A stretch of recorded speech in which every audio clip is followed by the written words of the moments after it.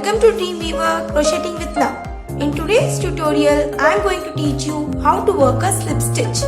A slip stitch is basically done to join one end of the crochet work to the other end. Now I will show you how it is done. To explain this, I have made about 50 to 60 chains.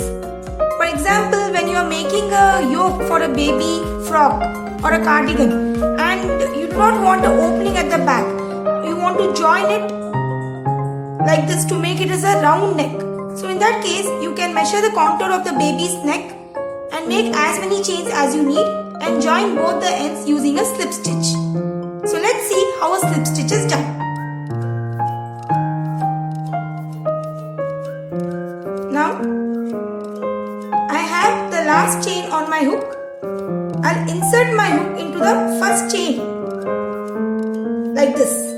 I'll pull the yarn through the chain. I'm having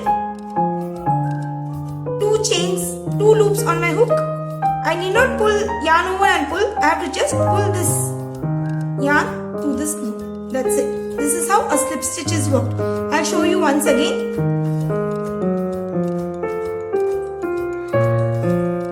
After making the desired number of chains, you have to insert the hook into the first chain like this.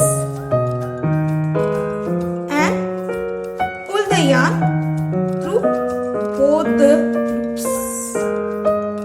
So this is how a slip stitch is done. I hope it's clear to you. If not, I'll explain once again.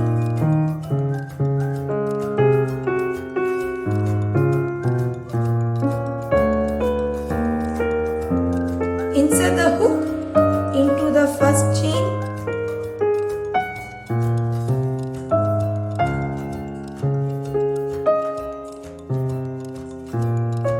Pull the yarn through it and pull the yarn to the loop on the hook.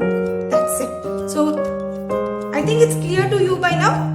Moreover, slip stitches can also be worked when you are working in rounds for making any particular project. When you are working in rounds, you come to the end of the round by working a slip stitch into the first stitch of the row. So, slip stitch in turn secures your work and you can further work around the neckline as desired per the pattern. So that's it for today's tutorial. I hope it was clear to you. If you have any queries, please let me know through comments. Thanks for watching.